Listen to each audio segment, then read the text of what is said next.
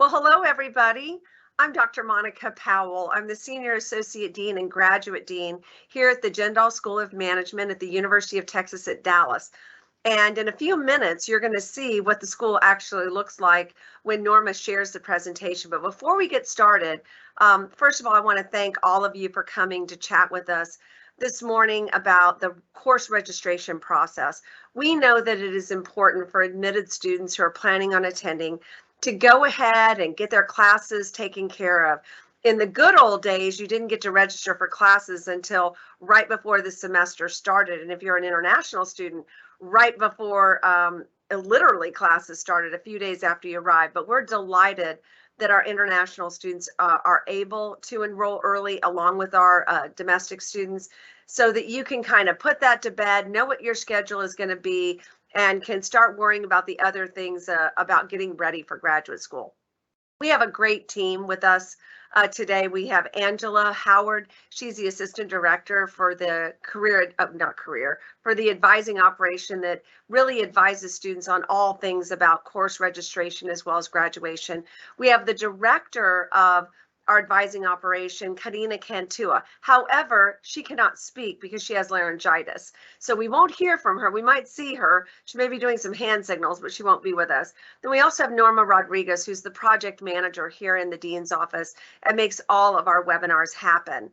Before we get started, before I launch in to really the topic of the day and have Angela take it away, I just want to address a few questions that I saw in the chat.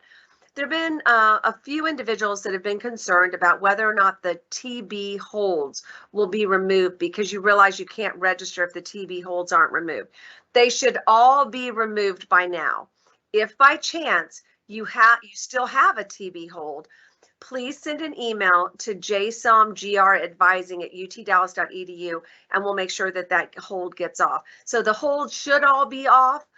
We checked that yesterday. They look like they were clear, so there shouldn't be any hurdles in terms of getting registered.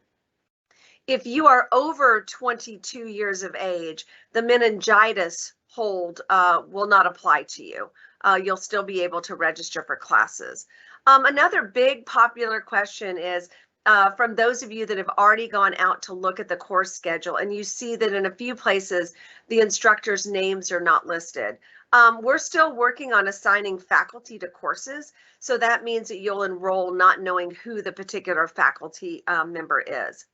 The other question that seems to be really popular is those official documents. You want to either get those mailed to us, and somebody will put into the chat the address where they can be mailed. You want to do that before you arrive. As a last cause, you would want to bring them in official sealed envelopes with you when you arrive so that those can be turned in. Because if you don't get those turned in, that will be a hurdle to enrolling for classes the second semester. So you really want to do that. And then, of course, I think the overbearing question that a lot of our brand new students coming in have is, are we fully face-to-face? Are we hybrid, or are we virtual? We are fully face-to-face. Now, that does not mean that there won't be some classes on the schedule that will be fully asynchronous, meaning fully online. You are limited in the number of classes that you can take that are fully online. So, but you won't see a lot of those. You may see some synchronous classes, which means that those are virtual classes held live, but held virtually. But again, you won't want to take, you're limited to the number of classes that you can take with regards to the number that you need to be taking face-to-face on campus. But we are fully up and running. We have been this spring. Students are everywhere. The cafes are full. The ping pong tables are monopolized by those good ping pong players, and our faculty are in the classrooms. So we are fully back up and operating, and you will be joining a fully live campus when you come this fall. So I know that many of you want to tackle the how-to, how do I register for classes? What is the process to doing that? And so we're going to walk you step by step through that, where you go, what you look for, the concerns that you might have as you're doing it, where you might get answers to questions about this course versus that course. We hope by now many of you have attended a degree program webinar and have heard from your program director about the courses that you should enroll in this fall. So I guess without further ado, let's turn it over to Angela Howard. Angela, you ready? Take it away and let's help these folks get registered. Thank you, Dr. Powell. Hi, everyone. My name is Angela, as Dean Powell said, and I'm just here to help you understand what registration is and how to get through it this April so that you are ready to come to classes when they start. So the first thing I want to talk about is the academic calendar. So Norma, can we go to the next slide? Perfect. So the first thing you really need to remember is to review the academic calendar. All the important deadlines and dates that the university has is listed here in the academic calendar, including the first day of class, the last day of classes, the last day for registration, regular and late registration, and those are some of the dates that we have highlighted here. On the first page, that is all academic dates. The next page, on the second page, as you see, are the payment and refund dates for fall 2022. And it's the same for every semester. This is how the academic calendar will be set up. We encourage you to either write these dates down or have them in your phones and your own calendars because they are very important that you keep up with. And if you do not make these dates or deadlines, we won't be able to assist you with whatever you need help with. So just be aware of these important dates, especially the highlighted ones, and write them down so that you are always aware of them. Norma, next slide. The next thing we want to always remind you is to know your requirements for your degree. The degree requirements for everyone's degree are always outlined online in the graduate catalog. They're on the utdallas.edu website. So if you're not sure where to look for something or you're not sure what class you should take, it's always online 24 hours a day. So you don't have to worry about it even if we're not available. This is always there. And we also use a degree plan in the academic advising office, but we encourage you to also keep it with your own degree. We use it as a tool to help you keep track of your progress, and it also allows you to see what your options are for courses. If you're not sure about what courses you should be taking, you should also contact your program director and their support staff. They are there to assist you when it comes to choosing between what electives I should take for my academic goals or what my final goal is for my career, what classes I should take in order to get to that. So use the catalog as a tool, as a guide, but then if you have questions, you can always reach out to people, the actual people outside of the catalog, and talk to them about what your true goals are for your electives. Another thing to remember is to be aware of your core GPA, your program GPA, and your overall GPA. As a graduate student, you must maintain a 3.0 GPA at all times while you're here at the University of Texas at Dallas. If you do fall below 3.0 for your overall GPA, you are put on academic probation. If you are on academic probation for 3 consecutive semesters, you are dismissed from the university. So if you are unsure about how you're doing in a course, or if you're having trouble with that course, always reach out as soon as possible to your faculty, to the TAs, to advising, because we are here to assist you and help you early. Because if you don't do it too early or if you wait too late to get assistance, we may not be able to help you with that class or your GPA. So we want to make sure that you're able to graduate and get out there into the world with a great job. So be sure to contact us as early as possible when it comes to your GPA. And Dean Powell talked about this earlier. Be aware of the attending any type of events or webinars from your program. They are happening now. A lot of them are sending out emails to their students in order to remind them of the dates and times for those webinars and live events here on campus if you're already in the area. But I know many of you may not be, so attend those webinars when you can. If you're not able to attend, please watch those presentations because they are giving you guys lots of information about what to enroll in. And even beyond that, they're talking about, it's a little early for you, but they're talking about internships. They're talking about organizations that you can join. So just be aware and pay attention to those UTD emails. We will only use your UTD email. So start looking at that now. Okay, Norma, next slide. So now this is the main event. how to actually enroll in your classes. So where this starts is in Galaxy. I imagine we're all pretty comfortable with Galaxy at this point. So you will log into your Galaxy in order to access your Orion Student Center. You use your NetID and whatever passwords you have for that. The NetID are that is the 3 letters and 6 numbers that you have. It's not your UTD ID, but it's your net ID. That's usually what your email is based off of as well. So use that to log into Galaxy. If you don't have, if you're not sure how to do it, or you're having issues and maybe you got locked out, definitely contact the OIT help desk to assist you with that. But this is where everything starts once you log into your Orion Student Center. And Norma, to the next slide so we can see what it looks like once you are in Galaxy and your Student Center. This is what you'll see. You'll see all the tiles. Oh, bless you. It's okay. You'll see all the tiles. I know you all have probably used the applicant center a lot now, but now we're going to move on to looking at tiles for more active students, such as the manage my classes. That's one that you'll use a lot. The tasks in the communications, you'll find a lot of information from if you have anything about your I don't know, admissions file that you need to submit, or anything that comes from a university that's not in your UTD email will come to your communications tile. So check that periodically. In my academics, you'll see things about what your degree audit or what your degree is, and if you make any changes to that, that's where that will be. But today we're going to focus on 2 main tiles. It's going to be the manage my classes and the tasks tiles, because as a new student, these are the 2 that you're really going to use at the beginning. So Norma, could you go to the next? So the first thing to know is the task tiles. Tasks are usually either service indicators that indicate that something has to be done. There's a task. Sometimes they will be holds that prevent you from enrolling.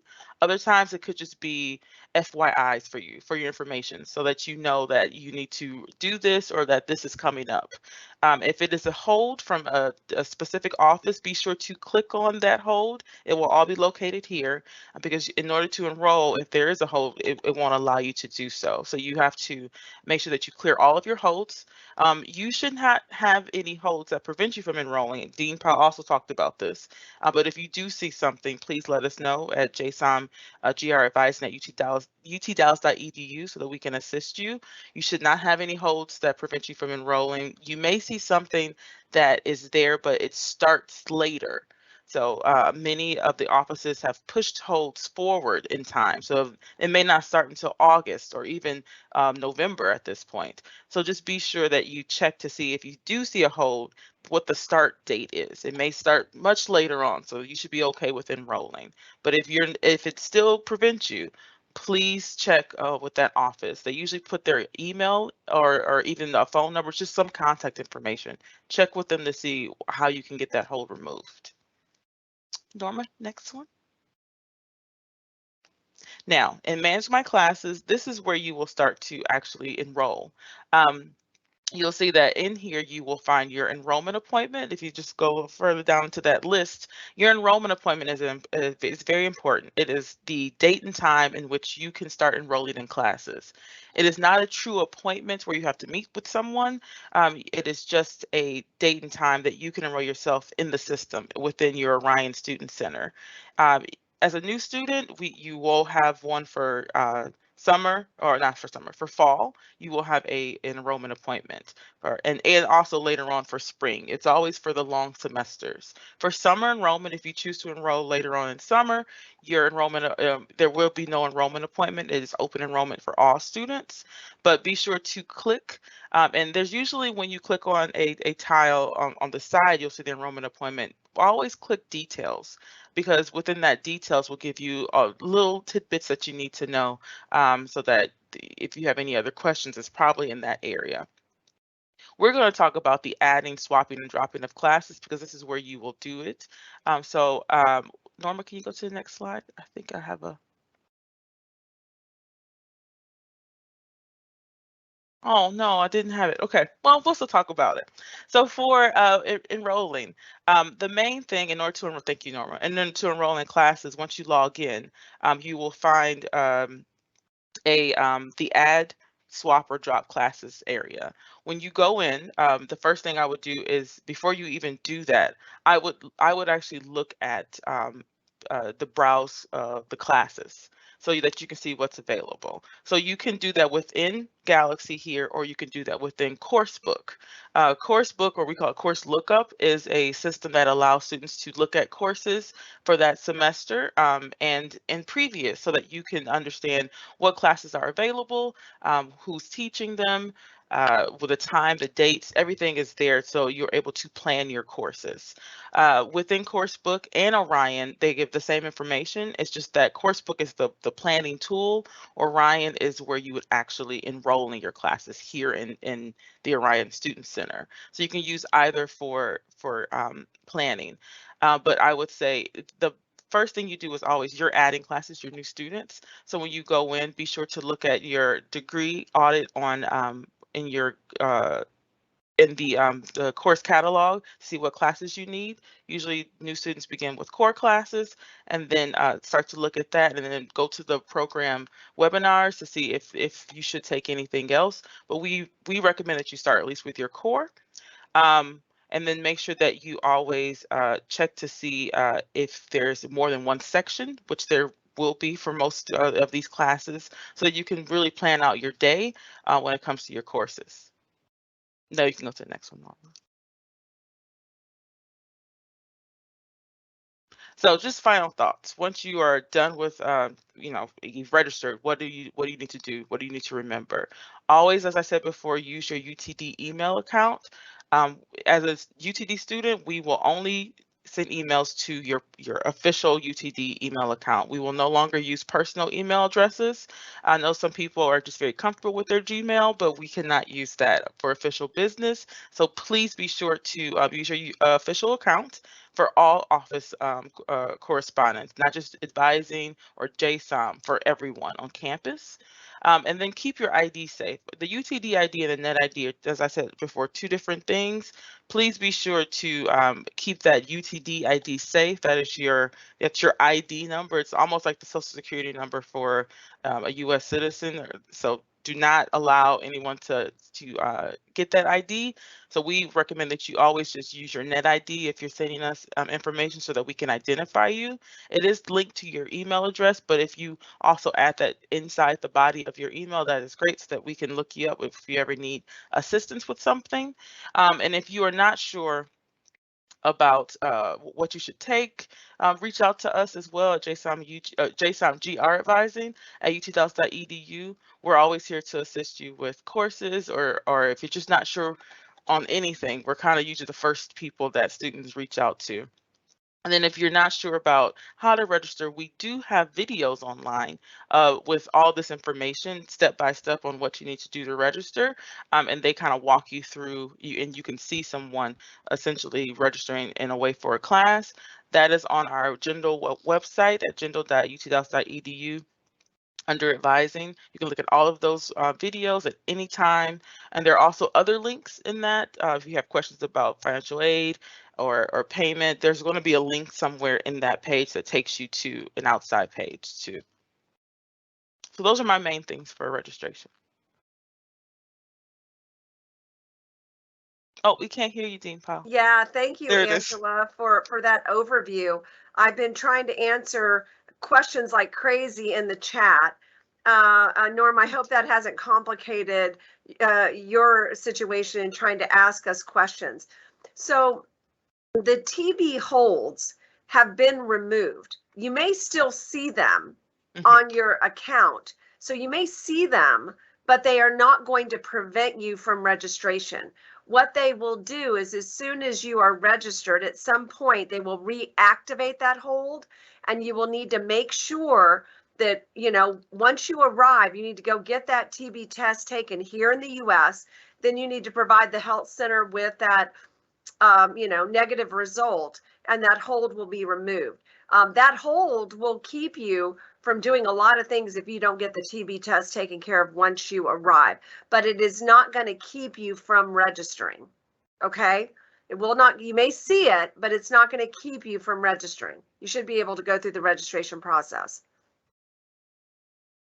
The other thing I just want to point out is that we have something called the academic calendar. And Norma, if you'll put the link to the academic calendar in the chat for the students, so that will have the tuition due date on it. And you are doing regular registration, so that date should be July 27th, July 28th. I don't have it right here in front of me where I am. But look at that, look at the academic calendar. The academic calendar is your guide to everything. It tells you when you'll get notified of your appointments. So, and remember, I want to hit what Angela just said. A registration appointment or an advising appointment is not a real appointment. It just means that on that date, you can register yourself for classes. You don't need to meet with an academic advisor. You can go ahead and register for classes. So Norma's done a great job of pulling the academic calendar up on the screen. And if you look at the fall calendar right there, you can click on it. You'll be able to look at the back side and see when tuition is due. I believe it's due July 27th, 28th, somewhere in around that, I think. But this calendar is great because it tells you when classes begin. It tells you when the fall break is. It tells you when the semester ends. It tells you when final exams are. It tells you everything that you want to know. It is a 2-page document. You should print it out for every semester that you are enrolled.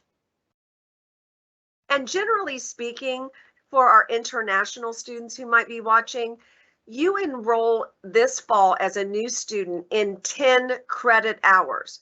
That's what you should enroll in this fall. That's 3 courses that are 3 credits each, so that equals 9, plus the 1 credit hour professional development class. All of our incoming master's students are required to take professional development. That is MAS 6102.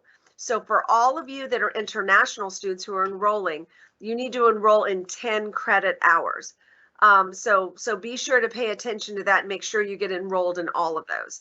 Now, for those of you that may not have attended a webinar for your degree program, and all of them had webinars in the last couple of weeks, reach out to your program director.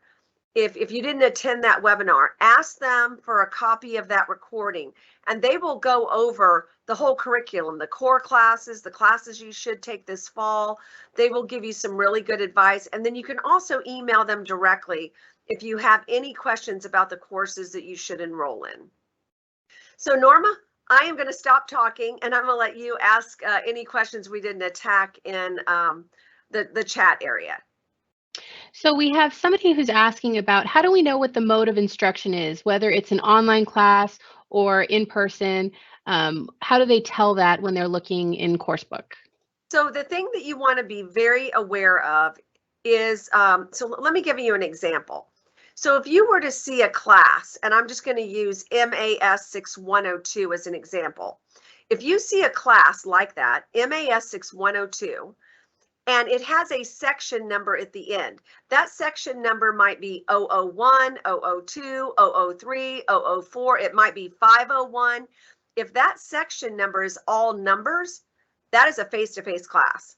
But if that section number has a W in it, like OW1 or OW2 or OW3, if it has a W in it, that is a fully online class. But also when you go into the schedule, you can click in there and it will show you exactly what the mode of instruction is. So Karina, I think you are still with us. Can you pull up on your screen an example of what that looks like so the students can see that they can tell what the mode of instruction is? The mode of instruction this fall is face-to-face, but we will offer a handful of hybrid classes. We will offer some fully online classes, and those are mostly taken by students who might be on internship and outside of the DFW area. If you are a brand new international student, you're going to want to take all fully face-to-face classes. So hopefully Karina can find an example of that so you can see what it looks like. So we have quite a few people asking if they can submit official transcripts later and by when they actually need to submit their official documents. So I would recommend that if you have the official documents, you should mail them to us. And Angela can go in and get the address for the rock where you can mail them. She'll put it in the chat. I would mail them. Get them here, get them added to your file, check that off of your list. But if you're uncomfortable with mailing them, you can bring them when you arrive. And when you arrive and you get your bearings and you're not exhausted from the 24 hours of flying, you'll want to take those over to the Student Services building and turn them in to Enrollment Services so that they can add those to your file. But remember, an official document is a sealed document in an envelope that has not been tampered with, because you don't want to go through the trouble of bringing one and then it be in an open envelope and then they say that's not an official document. So, you know, an official document, universities know what an official document is and certs are. So you can bring it with you if you're uncomfortable with mailing it, but you just want to turn it in as soon as you arrive, and definitely turn it in before classes start. Because if you don't turn it in, if you don't mail your documents or you don't turn it in, you will not be able to enroll for subsequent semesters. You will have a hold on your file and you will not be able to register. Norma? And by the way, students, you're not enrolling for a whole year. You're only enrolling for one semester at a time. And just so you know, because this is a funny thing, in the United States and at UT Dallas, we have things called long semesters and short. A long semester is fall and spring. That is a 16-week semester. Our summer semester is short because it is compressed and it is only 12 weeks long.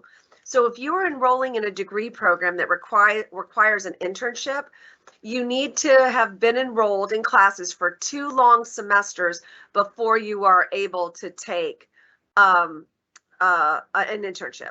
So I see Karina is sharing her screen. So thank you. Or is that Angela? Somebody's sharing the screen. Are you going to show them where they can see the mode?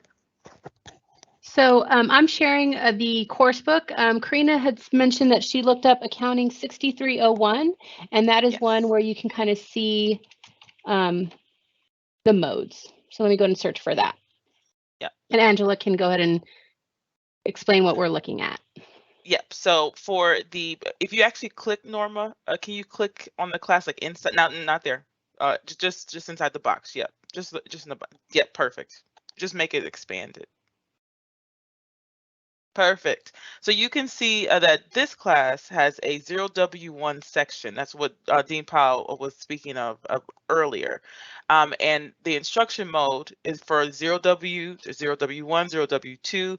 It is always online. And on the side there, you actually see instruction mode, which is online. So it does let you know within the Orion Student Center when you search, and in Coursebook here. If you scroll down, on the next class, 501, usually classes with numbers, 501, 001, 002 are the face-to-face classes, and it always has the instruction mode there as well. And I think it also gives you whether the classes in the evening versus the daytime too. 501 is usually the evening courses, where the 001s are the daytime. Right there where it says Thursday, 7 to 9:45 in a room. So that is another clue that is a face-to-face class. Yep. Online is always a no meeting room because you're online. Angela, while you are on the screen, we have a few of our attendees who've asked about, payment deadlines and things like that. So I was wondering if on the academic calendar, you could kind of show us some of the most important dates to kind of keep in mind. Granted, they're all important, but maybe some highlights on the academic calendar. I would say some of the most important dates would be, of course, the first day of classes, which is August 22nd. I would highlight that. I would save that into your phone. Another important date right on the side of it is the last day of classes. First and last dates are always important. So December 8th is a very important date that you need to remember. It's far away, but it'll happen faster than you realize. Another important date, if you scroll down a little bit, Norma, for a lot of our students would be the last day of registration. There are 2 last dates of registration. There is the last date, which is regular registration, which is August 18th. And then if something were to happen where you needed to swap a course or add a course later, you do have the late registration period where you can do that from August 19th through August 29th. August 29th is absolutely the last date that you can enroll in a full term class. That's the 16-week long course. After that, there is no more enrollment. So be sure to have your schedule settled by that time. Another important date, if you needed to withdraw, is Census Day, right below that, September 7th. That is the last date that you can drop a course without getting a W, which is a withdrawal grade. It's essentially the date that the state of Texas has deemed the last date to make major changes to your schedule. So at that point, you can still get a refund for a class if you were to drop one course out of all of your classes, and you wouldn't get a withdrawal grade. After that date, if you withdraw, you have until November 8th. That's another important date. That's the last date that graduate students can withdraw from courses for the full semester. That's it. The other, if you scroll down a little bit, Norma. No, not too far, a little bit further up. The university closing dates, be aware of those. Be aware because we won't be here for those dates. So if you do come to campus and you try to knock on like the advising door, no one will be here for these dates. So be aware of those university closing dates. Those are breaks for you as well. And then the last one I would say for us always would be on the second page, which are the dates for payments.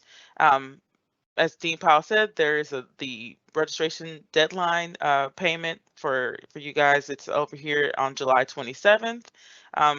Early versus regular, it's an odd thing. Usually what happens is that if you enroll early, which is now, once you guys are enrolling, that will be your deadline of July 27th. You can talk to the bursar's office if you need more time. They may be able to give you to August 18th, but as I said, talk to the bursar's office. They may have a way for you to have a payment plan or whatever you need for that, but reach out to them. The other important date on the side, right on the side, will be the refund schedule. Yeah, thank you, Norma. If you need to drop full term, you would have to drop all of your classes by all of the classes, like a complete withdrawal, by the Sunday before classes begin. That is the last day where if you need to withdraw from the complete semester, and then you will get a refund, and nothing will show on your account. That is it. After that, you are here. So at that point, you will have W's, or at least they will see that you've been here. So if you need to withdraw from the semester completely, August 21st is the absolute last date. If you can do it earlier, it's always better if something were to happen, but that's the absolute last date.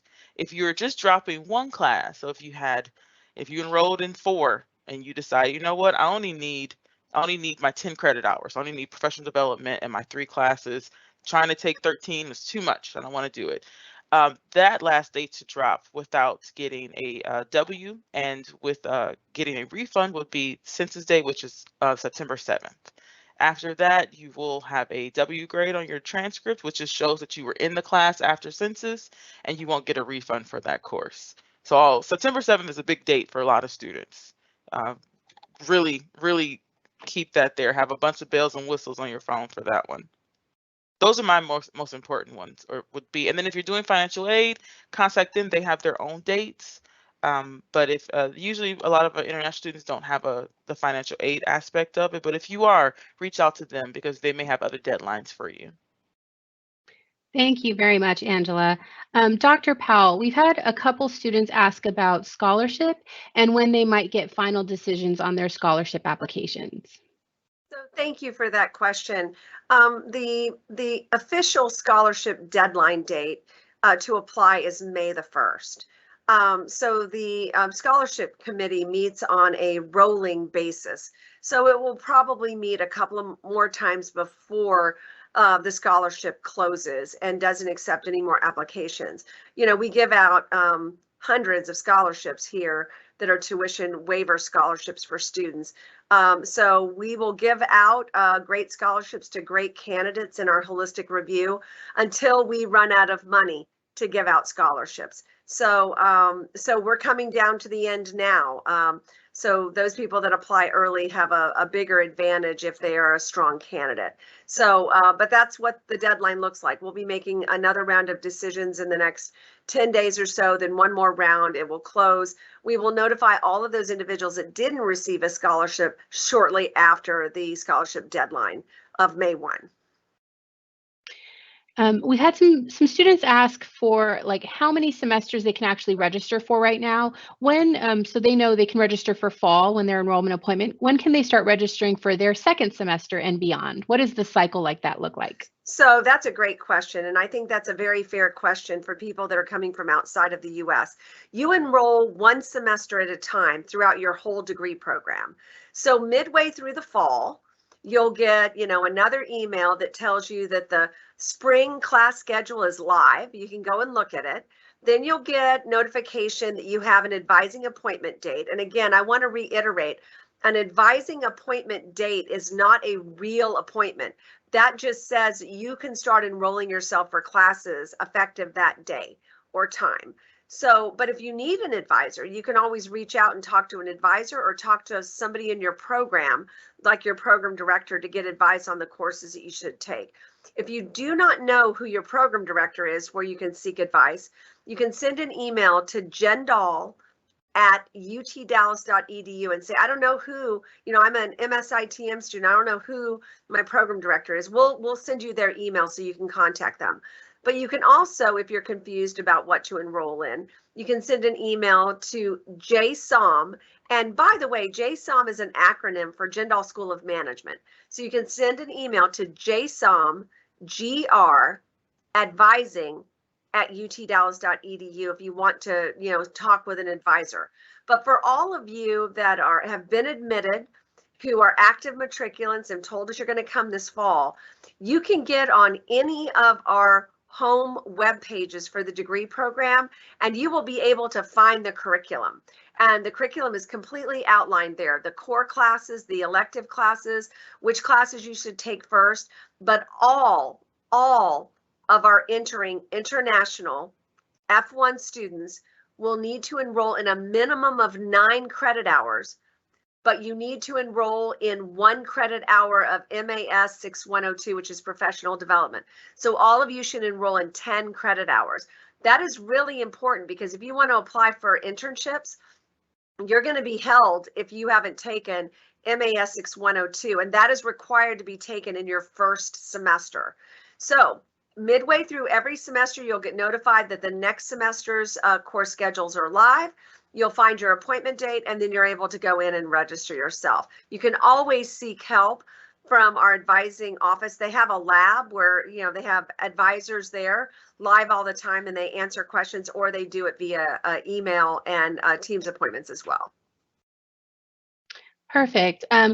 I was going to share my screen again really quickly because I wanted to know if we could highlight the advising registration page that has some really helpful videos, and maybe Angela can come onto the screen to show us what we are looking at. So I'm going to bring Angela to the screen. And this is the advising course registration page. So if you could tell us about it, I'll share the link in the chat. Yes, so this is the page I was talking about earlier. Under registration, if you scroll down a little bit, Norma, I just want to show that's the main thing. There are videos to help you prepare. So they give you dates, and then there are just 30-second, at the most a minute, videos that give you information about how to enroll, what things to remember. And I think there's 5 or 6 important things. Like I said, looking at holds, looking at your degree plan, how to find classes, planning your schedule. And it also gives you links to other offices.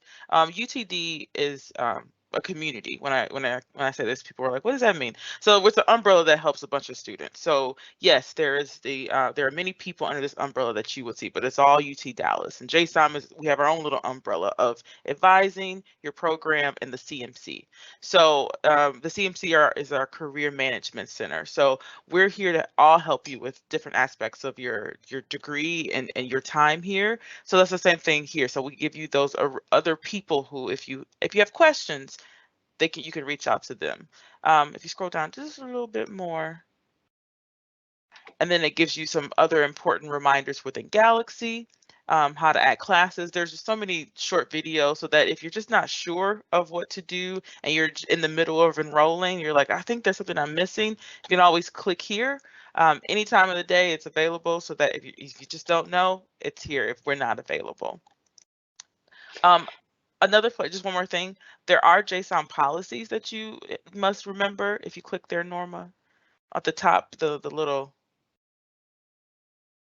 yep, JSON policies there. These policies are for all undergrad and graduate students. Click on the graduate policies, and this just lets you know of what our policies here at JSOM are when it comes to academic probation. That's a university policy, but we want you to remember it without having to go look in the catalog for, I wonder what that policy is about academic probation. It's right here, you know, at the click of a button. Talks about holds, program prerequisites, which for all of you would be the MAS 6102 professional development class that you must complete in your first semester. And also, if you were thinking about doing any change of programs and catalog years, it gives you more information on that. Again, always ask us if you're just not sure once you read it. And if you click on one, it expands so you can see all those policies. So while we're on this screen, can you talk a little bit about this in particular as far as the registration credit hour limit? Yes, so students are limited to enrolling initially in a certain amount of credit hours. For the long semesters, fall and spring, it's 13 credit hours. For the short semester, which is summer, it is 10 credit hours. This is just a limit for a certain period of time during early registration. As registration continues, and you'll see there are deadlines or dates here that this will be released, students will be able to enroll in up to 18 credit hours. We do not recommend as a grad student that you take those many classes. That is a lot. That's 6 classes. In your first semester, you won't even be able to, because you will have that 1 credit professional development course. But still, taking more than the allotted classes that's a lot of work. So 13 really is where we think you should stop. You should top it off there, at least for the first semester. But every semester this will happen. And then once those limits are released on the deadlines that are on the website, if you need to, if you want to, you can enroll in more courses, up to 18 credit hours. We had a few students, Angela, while you're still on the screen, we had a few students who saw the academic calendar and they were wondering what the difference is between the early registration payment deadline and the regular registration payment deadline. Early registration deadline, the payment deadline, from my understanding, is when you enroll for early registration. So that is the first day that you're able to register until that payment deadline. Literally, that's the period of time. After you register, so that's for fall, it was July 27th. So from April until July 27th, that's the early registration period. I think yes, that is what it is. So you would pay that during that time. That's the early registration deadline.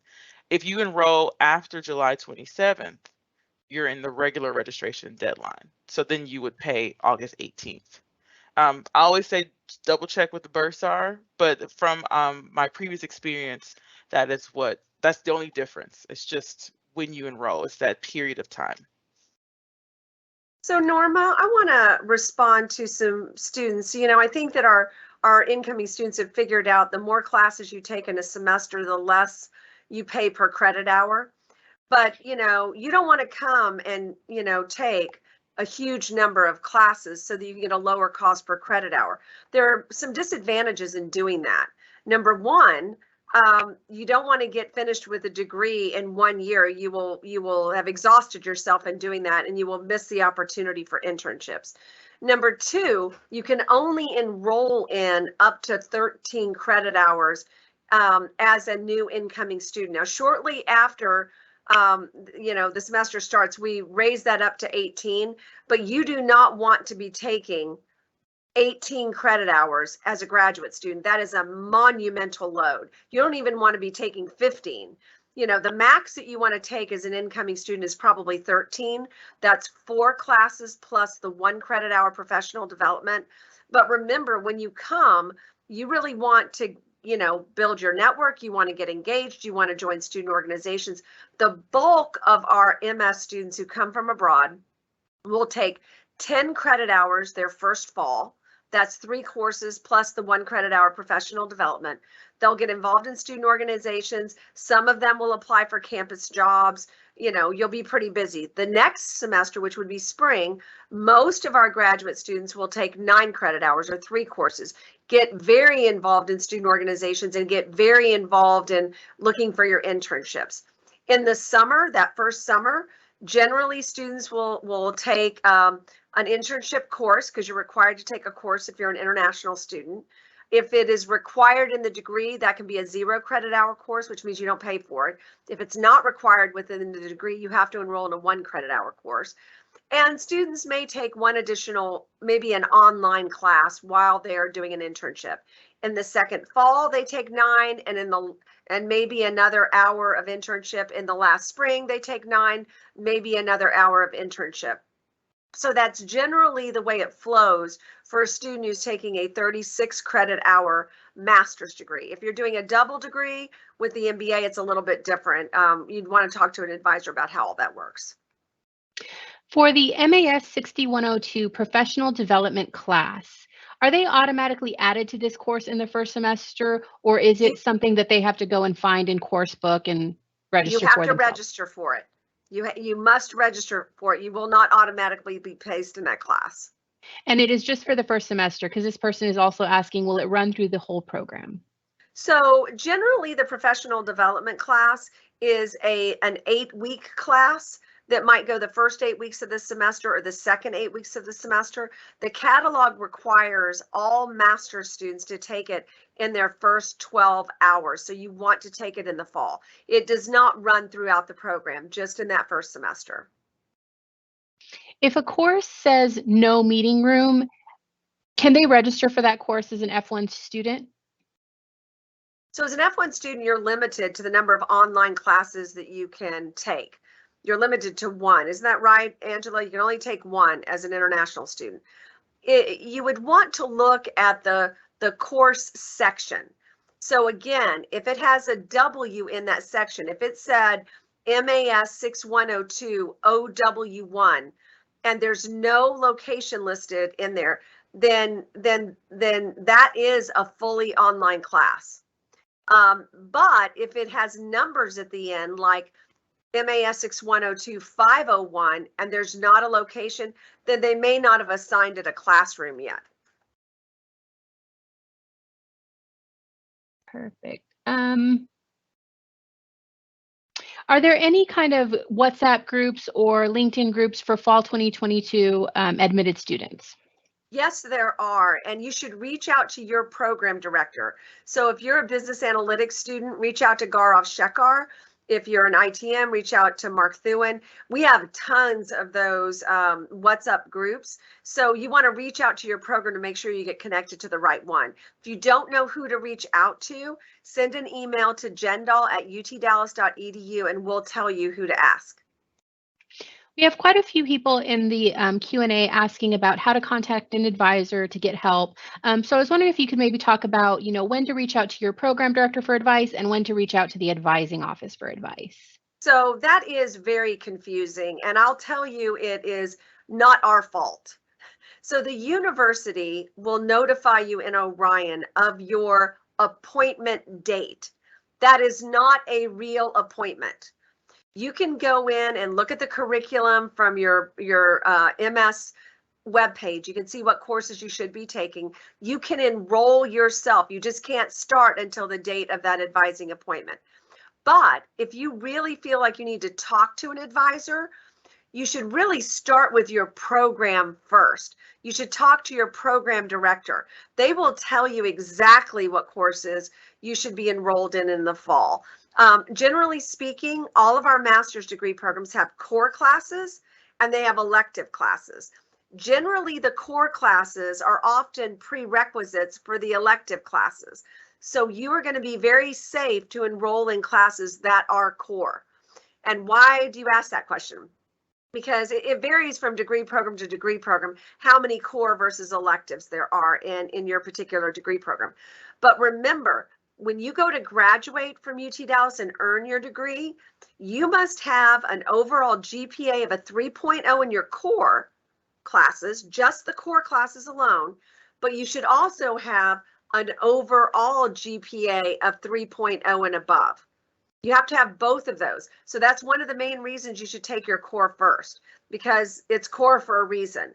But if you do not know what you should enroll in this fall, after looking at the webpage, you can click on the curriculum, you can find all the courses, you can talk to current students. There's all kinds of things you can do from our program web pages. But if you need help, start with your program director first. You can send an email to jendall@utdallas.edu if you don't know who your program director is, and we'll tell you who they are and send you their email. But you can always figure out who your program director is if you go to the web pages, and you'll be able to scroll down and find the name of the director and be able to contact them directly. If you still need help, then you can contact our advising operation at JSOM Advising@utdallas.edu. This next question I think is interesting. It's one of our MS-ITM incoming students who is wondering if it's possible to take classes from the Eric Johnson School of Engineering, computer science graduate level classes. So you need to talk to your program director.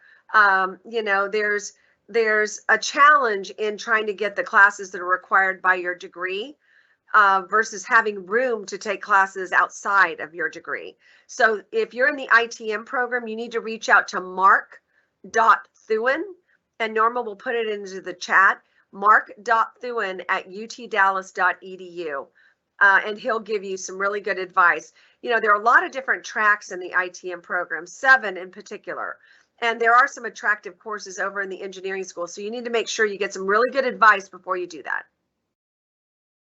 Perfect. Let me see here. So we have quite a few people asking about the meningitis hold. Is it very similar to the TB hold that if they do have to have it done, it will still appear on their account, but it may not prevent them from registering? Yes, if you are 22 years and older, it will not prevent you from registering.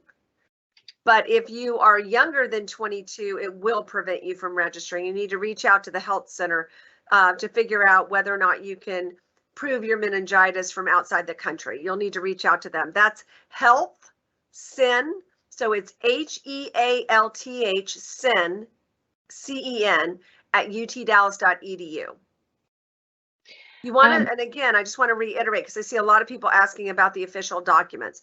You want to bring them with you and turn them in before classes start, or you want to mail them in advance. Perfect. Let me see here. We've had a few people ask about the typical timeline of international students arriving before the start of classes. What types of orientations do they need to go to? Typically, when do they get here? A couple weeks before class, or what's the normal? So that's a great question. We haven't been asked that one in a long time. So your visa allows you to arrive 30 days before the start of classes.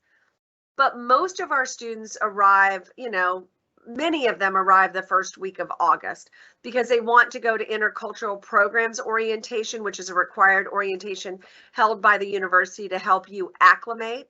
You're going to want to go to the Jendall School, to my orientation, the big orientation welcome that we do for international students. For domestic students, we do that virtually. You'll also want to go to your program, your degree programs orientation, that will also take place just right before school starts. So you're going to want to be here that first week of August. You want time to get settled. You want time to, confirm your place that you're living, open up your bank account, and not be too worried with all of the adjusting. So you don't want to arrive a few days before classes start, because then you're going to miss important orientations and you'll be really anxious. So you want to arrive a little early. Perfect. I'm going to go ahead and bring Angela to the screen for this next question. We have an attendee who's asking about, can we register for a course and its prerequisite in the same semester? So I was hoping you could talk about prerequisites and kind of how that works. Yes, no is the answer. Prerequisites are classes that must be completed before. It's is there for a reason. You can only register for a class with its co-requisite. That means together. But if it has a prerequisite, you must complete that prerequisite class first in the first semester. The next semester, you can take the class that you are desiring to take, but not if it's a prerequisite. There are ways that you can try to waive a class if you have the significant or sufficient enough previous coursework. You can try to waive that prerequisite course. I'll put the information on the waivers in the chat, but you have to have at least 6 hours of significant coursework from your undergraduate or another graduate course of the same type of area in order to waive a course usually. So if it's pre, you got to take the prerequisite first. But I'll put the waiver information in there. Thank you so much, Angela. Dr. Powell, our next question, students were asking about,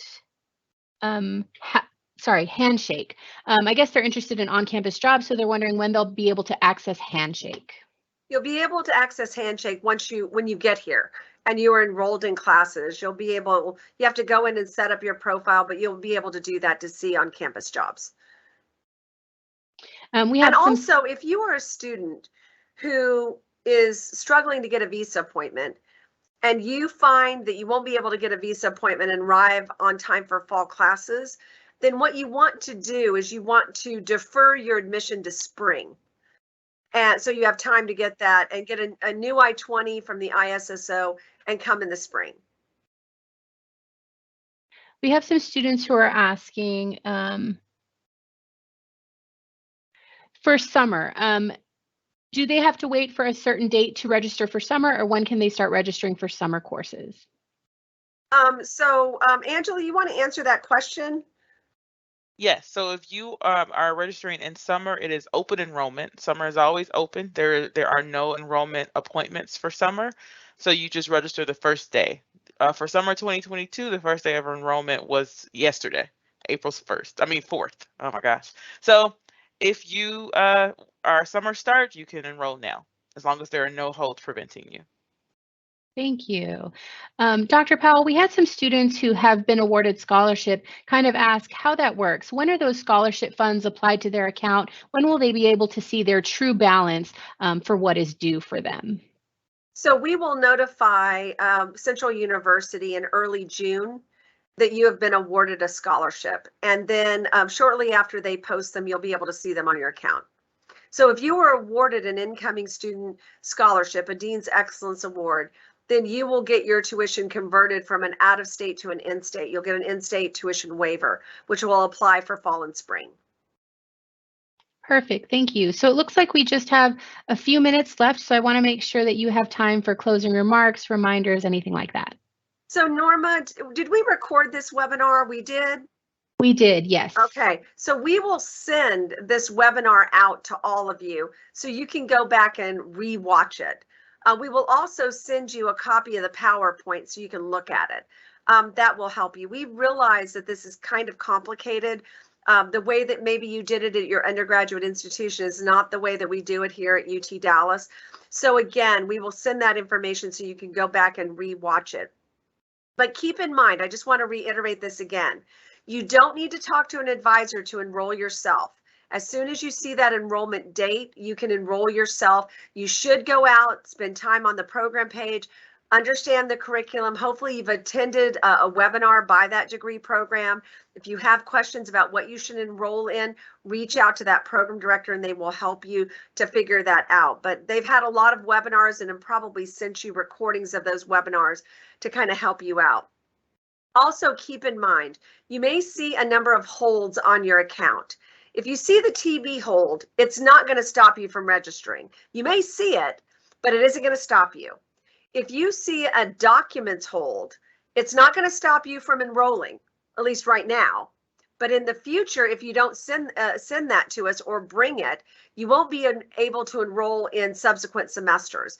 So just because you see those holds doesn't mean that you aren't able to register when you have your appointment date. It is always to your advantage as a student to enroll in classes as soon as you can, because you want choice of either the time and day of the week or sometimes a professor. So you really want to not wait to enroll.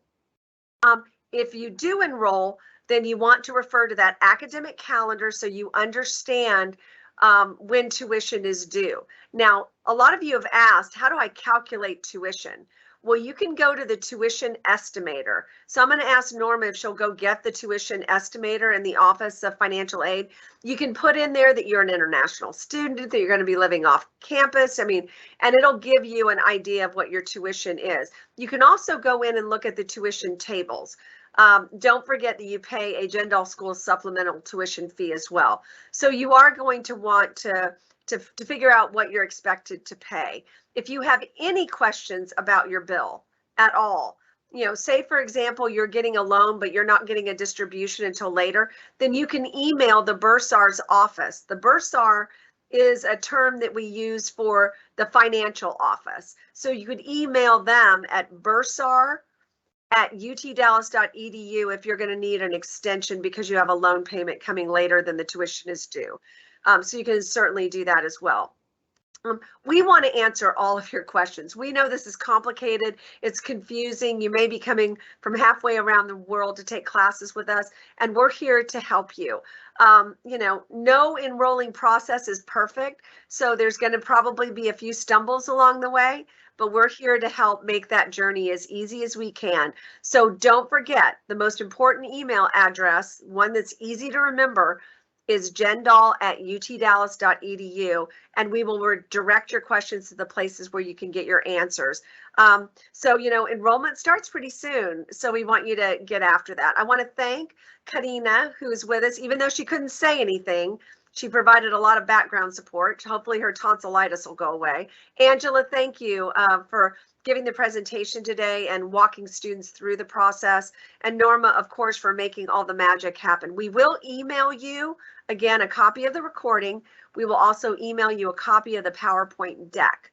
So if you have any questions, we'll be glad to get after it and help you guys out. So Norma, anything else you can think of before we close out this webinar?